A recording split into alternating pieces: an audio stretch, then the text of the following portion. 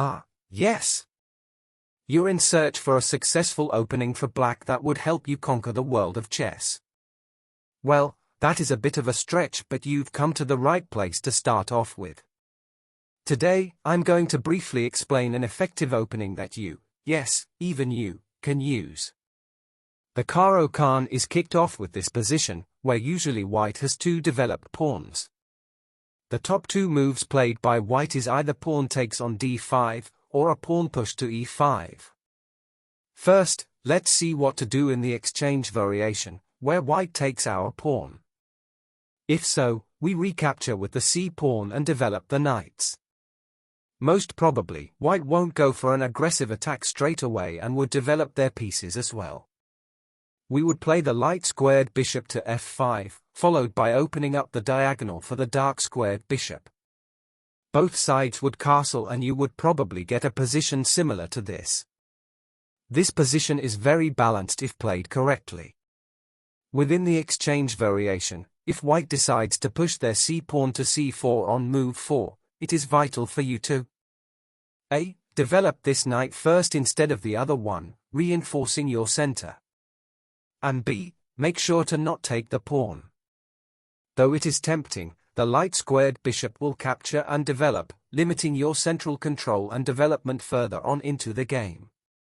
If played correctly, your position should be very similar to the previous position where white didn't take. Now, let's move on to the advanced variation, where on move 3, white plays their pawn to e5 instead of taking our pawn. We would push the black pawn to c5. Notice how the purpose of white's central pawns is now to break the center, so it is unlikely for white to defend. If they do end up defending the pawn, say by playing pawn c3, develop your knight to c6, trying to apply pressure to the center. If white develops their knight to f3, pin it to their queen with the bishop. If they unpin it, say by playing their bishop, take the knight. This trade would remove their e-pawn's defender. Another option could be to take their d-pawn and push our e-pawn to open the diagonal for the dark squared bishop. However, if white decides not to defend but to take our pawn, develop the knight to c6, which begins to apply pressure in the center. White would defend their pawn by developing their knight, however our light squared bishop is ready to pin it to their queen. White could potentially do the same to us, however it would be beneficial to black if white would take, as it would strengthen the pawn structure after the pawn takes. Usually, white would play their bishop to e2, unpinning their queen, however our bishop will stay there, performing its duty. By pushing the e-pawn, we have opened the diagonal for our bishop and have opened an attack on white's pawn.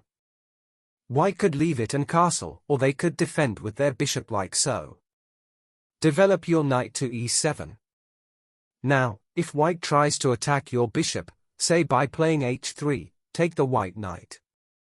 White would recapture and the defender is gone, so you can take their pawn, increasing central positioning.